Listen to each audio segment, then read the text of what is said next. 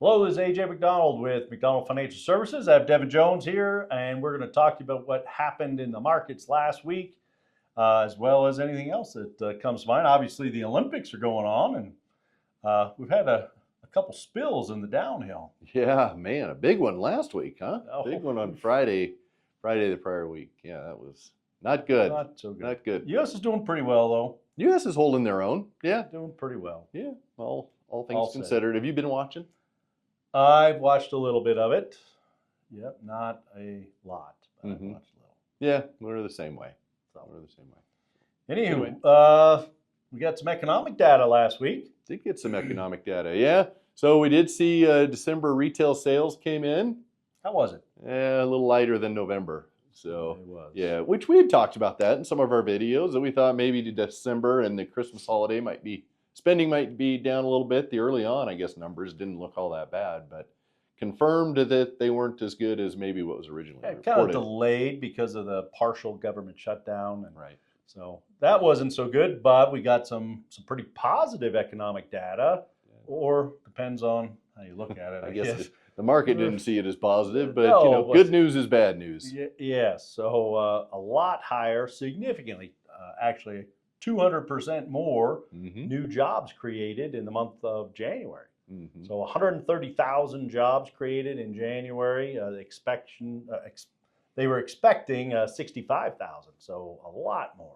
Right. A lot more. Right. Drop that unemployment number down to 4.3. Yeah, so unemployment's looking a little better. So the bad news part of that is it probably takes those rate cuts off the table for a bit. Yeah, certainly March is off the table, maybe all the way out to June.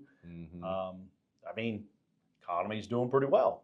Economy's doing pretty good, and obviously for those that are watching, we've said in the past, rate cuts are like candy for the market. So like those rate cuts, but hey, if they're not needed and not warranted, they're certainly not going to get put into effect. So. Exactly. So we got Warsh, who we talked about, I think, in our last video. He's the nominee, most likely going to be confirmed for the Fed chair.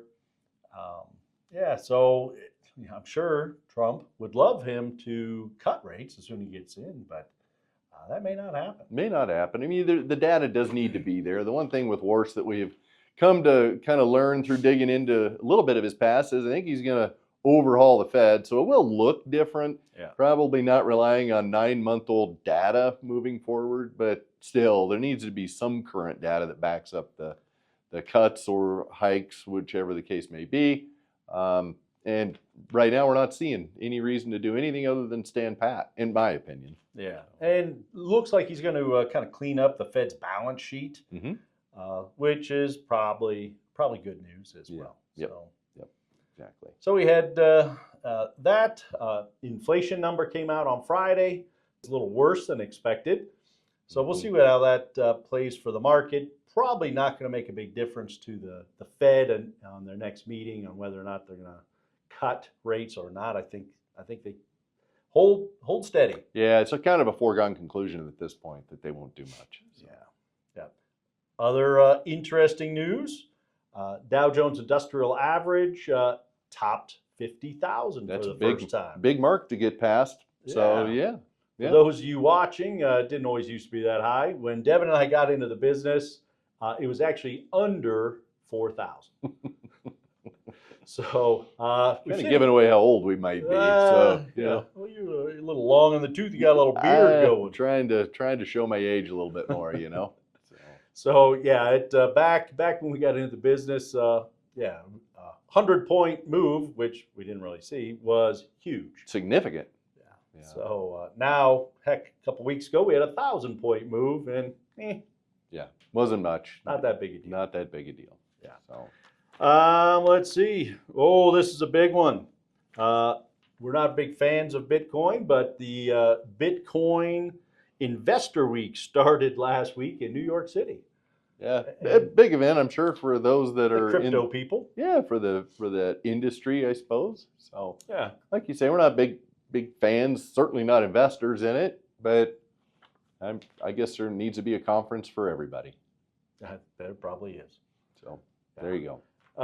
Last week, the Trump administration is going to get rid of the EPA rules on car and truck emissions. Yeah. So that's interesting. Yeah, that was news to me. You filled me in on that just a little bit ago, and yeah, that's interesting.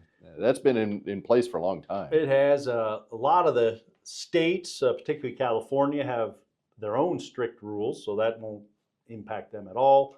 Maybe more states will enact something similar to California.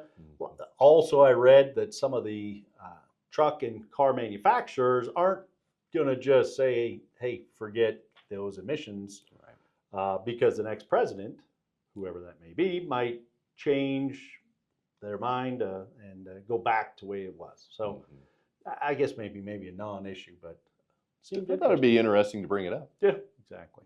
What else we got that we ought to talk about? That's about all on our list.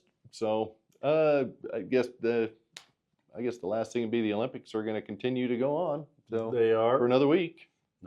So go USA. Go USA. See how that hopefully does well. Yeah. If you have any questions, please give us a call at the office. And thanks for watching.